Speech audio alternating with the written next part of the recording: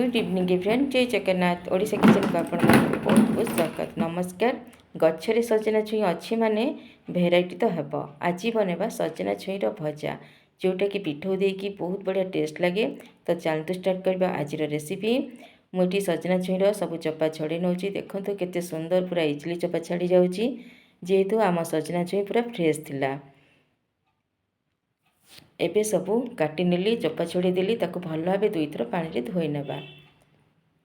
अरुआ चाउल को घंटा आगुरी भिजे देइथिली बढ़िया भाव भिजी जाइए।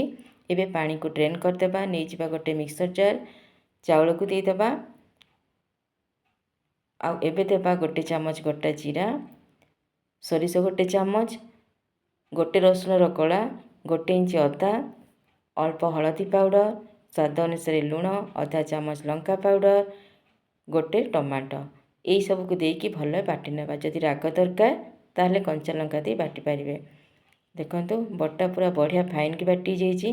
एपटे पानी गरम हो गलानी सेतरे देबा लुण आ भल भाव पानी मिसई नेबा। एबे दे देबा आम सजना छुई को टिके गला गली करके कवर करके कुक करबा। जेमती एई पानी रे आमे ताको 80% पर्यंत कुक करबा। देखंतु मु देखौची बढ़िया भावे सजना छुई सीझी गलानी।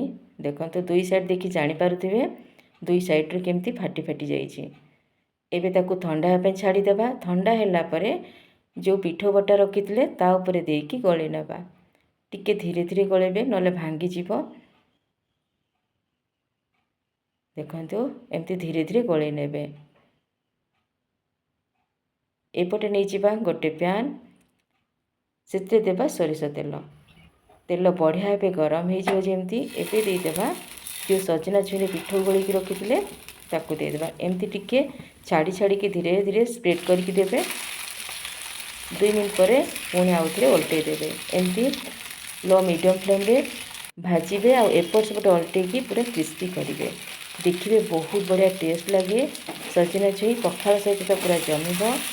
न खाइबा लोक भी छुआ मैंने भी मागिकी खाइबे। निश्चिंत थे घरे बनातु।